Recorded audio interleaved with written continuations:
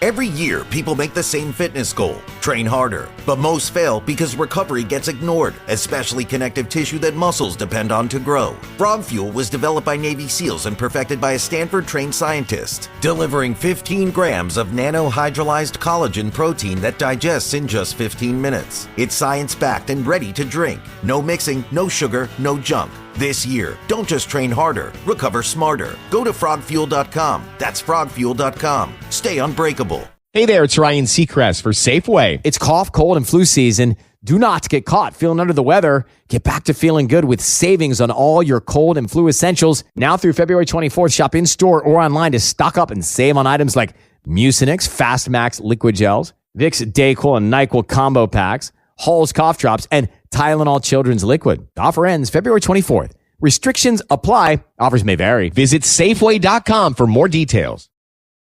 This is Optimal Relationships Daily, How to Raise Children with Minimalist Preferences by Rachel Jones of NourishingMinimalism.com. Before we get into the how-to part of this post, I would like to issue a disclaimer. You can do all you can to influence a person, child, and in the end, there is no guarantee what their preferences will be, how organized they'll be, or if they will care even one iota about the state of their surroundings, at least enough to take their own action to change it. Situations in our life will affect us and mold us to an extent, and an extreme can lead to severe habits to try to compensate the other extreme. So, as you walk through this life with your children, keep a balanced perspective. Be flexible on the number of items they own.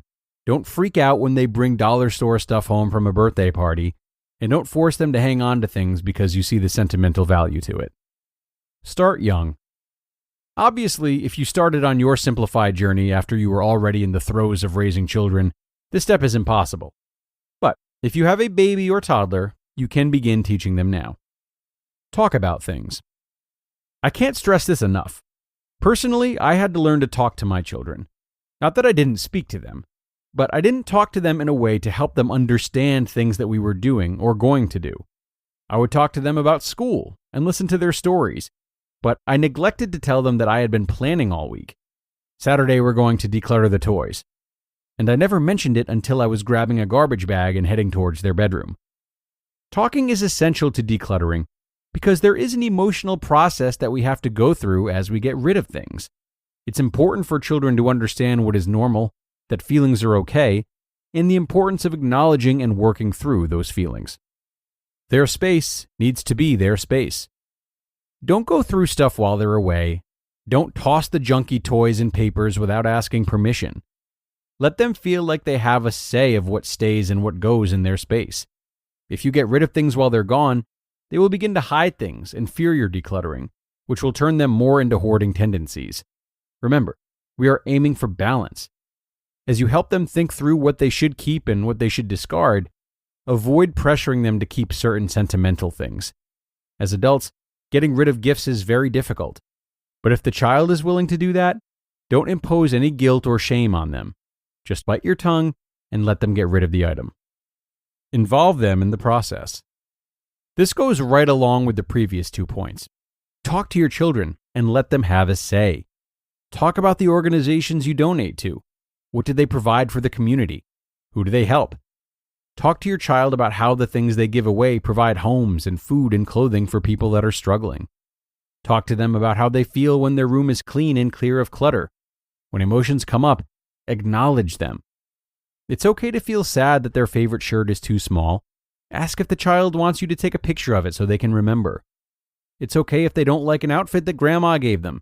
Grandma wanted to express her love, and they showed appreciation at the time, so they have the freedom to give it away. It's okay to get rid of an unfinished project if they took up knitting and got through 4 inches of a scarf before acknowledging that it frustrated them. There's no need to keep it and feel guilty for not finishing it. Give them permission to let things go. Making organizing fun. Give each item a home. You can use labels and mark places out on a shelf like those table setting placements that show the designated spot for the plate, fork, knife, and spoon. Have shelves, bins, and hooks for the things that they need. Talk about their habits and how organizing should flow with them. If they come in the bedroom door and drop their backpack, place a hook on the wall near the door so they can put it on the hook. If they have their Lego set up on the windowsill, have a shelf with a Lego bin near the window, so it's easy for them to get things out and put them away. Lead by example. The more changes they see you make, the cleaner and calmer your home becomes, the more it will inspire those living with you to participate. For example, you can't expect them to make their bed and put their clothes away every day if you never make your bed and your clothes are all over the floor and dresser in your bedroom. Let them see you putting in the effort with your own things, the areas of the house where you are the only one that it matters to. Show them how many items you got rid of. Show them how you gave the remaining things a home. Let them see your bed is made and the clothes are put away. You just listened to the post titled, How to Raise Children with Minimalist Preferences by Rachel Jones of NourishingMinimalism.com. Hey there, it's Ryan Seacrest for Safeway. It's cough, cold, and flu season. Do not get caught feeling under the weather. Get back to feeling good with savings on all your cold and flu essentials. Now through February 24th, shop in-store or online to stock up and save on items like Mucinex Fast Max liquid gels, Vicks DayQuil and NyQuil combo packs, Halls cough drops, and Tylenol children's liquid. The offer ends February 24th. Restrictions apply. Offers may vary. Visit Safeway.com for more details. Are you a fraud-paying American? It's a fact that 1 in 4 honest, hard-working, tax-paying Americans has been a victim of identity theft. With LifeLock Identity Theft Protection, though, if your identity is stolen, they fix it, guaranteed, and get you your money back. Last year, the IRS flagged over $16 billion in refunds for identity fraud. That's billions of dollars that could come from your salary, overtime, or second job. But this year, you don't need to stay a victim.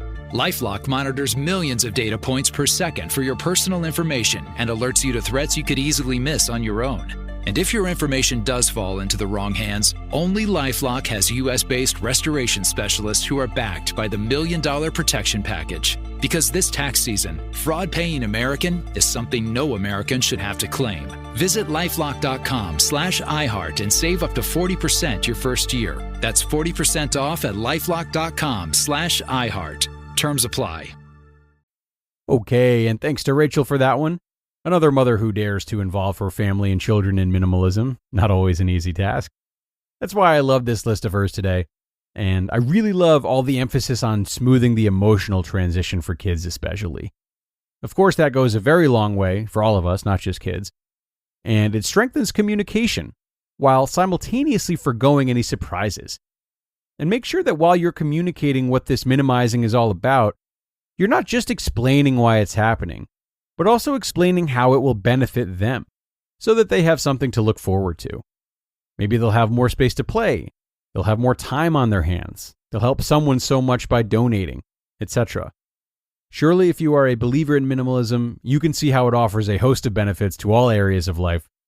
So consider how these benefits align with your child's values and really focus on those particular benefits when explaining all of it to them. And with that, we have reached the end of another great episode, parents. Thank you once more to Rachel, and thanks to all of you for being here and listening, subscribing, and sharing. Have a terrific and safe Friday, and I'll hope to see you again tomorrow for the Saturday show. That's where your optimal life awaits.